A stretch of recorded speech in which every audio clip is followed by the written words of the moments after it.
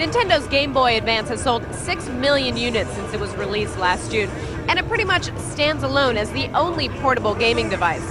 Here at E3, we not only found accessories for the GBA, but also some other ways to game on the go. Even among all of the next-generation consoles, fans still flock to check out the latest add-on gadgets for the handheld Game Boy Advance, and there's plenty out there. This is the e-reader from Nintendo. Due out in stores mid-September, the e-reader system consists of two parts, the actual reader and the cards. Swipe the card through and mini-games, bonus levels, or characters are automatically retrieved. The cards will sell in packs of 3 to 9 for $2 to $3 a pack. Also from Nintendo, this is the Game Eye, a tiny camera that will store your pictures onto your Game Boy Advance. This working prototype includes a 2x digital zoom.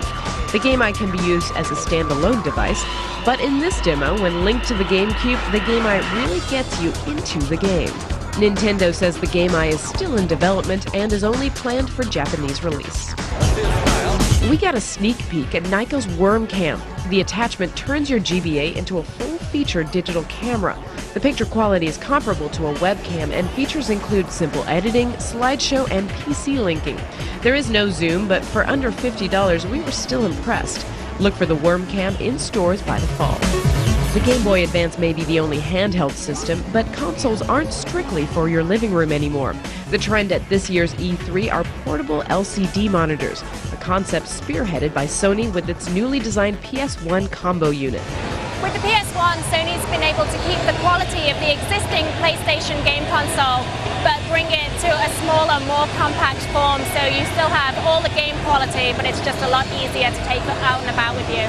The LCD screen is 5 inches and includes built-in speakers. The combo units are available now and recently reduced to $150. Nintendo also showed off its concept for a portable GameCube screen. No price or announce date has been set for this one, but Interact is ahead of the game with LCD monitors for all 3 consoles. All have a screen size of about 5 inches. The PS2 and GameCube models are available now and sell for $149. The Xbox version is expected out by this fall.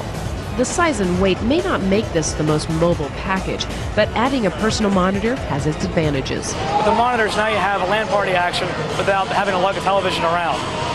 Additionally, they all have simulated surround sound speakers, so you get the home theater experience in a box. And as for the GameCube, add the mobile 90-minute battery pack for $50 and you are truly ready to game on the go. Game developers are taking portable gaming even further. With the arrival of third-generation cellular networks and new wireless game titles, mobile gamers have even more to play with.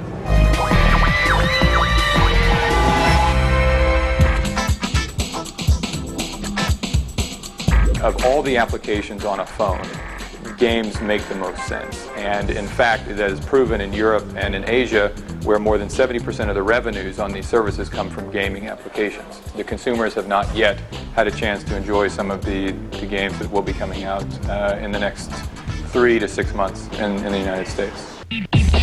Let the games begin. With developing platforms like Java and Brew, color screen handsets and PDAs, and the arrival of third-generation cell phone networks, U.S. gamers are finally getting the chance to play graphically enhanced games on the go. With initiatives like Java and Brew in the U.S., we are coming to full-on color games with graphics, animation, meaning that we can have games that look more like the games we're used on having on the platforms like Game Boy, for instance.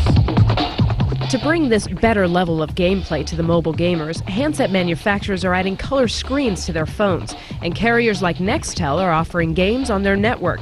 Sprint and Verizon are launching game service with their third-generation networks for mobile phones nationwide later this summer. If you have a Java phone or a Brew phone, you can, today on the website, you purchase the game with your credit card, or you can choose the game directly from the cell phone and download it directly over the air to your cell phone and start playing. There is an amazing amount of interest, an amazing amount of expansion, there's an amazing amount of opportunity. And with all of this, there's also a great deal of development that's going on behind the scenes. And E3 is where the developers introduce their games to the gamers. Some of the titles we saw were Siberian Strike in color, Rayman Pocket for the Nokia Communicator, and a Tom Clancy Rainbow Six game called Urban Crisis from Gameloft. Digital Bridges is releasing Star Trek, World Cup, and Scooby-Doo games. And Nuvo Studios has titles for ESPN and WWE.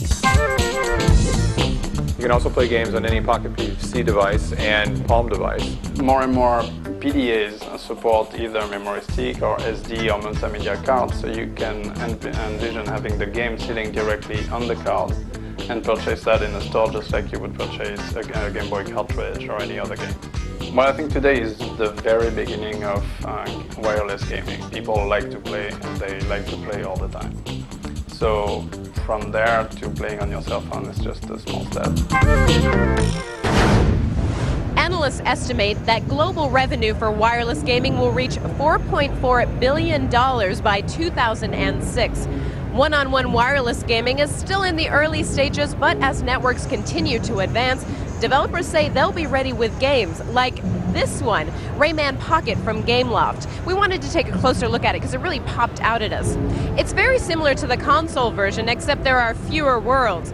The entire game only takes up about 2 megs of memory, and Nokia and Gameloft plan to ship a demo version of Rayman Pocket with the 9210 communicator. You'll be able to download more levels from the web.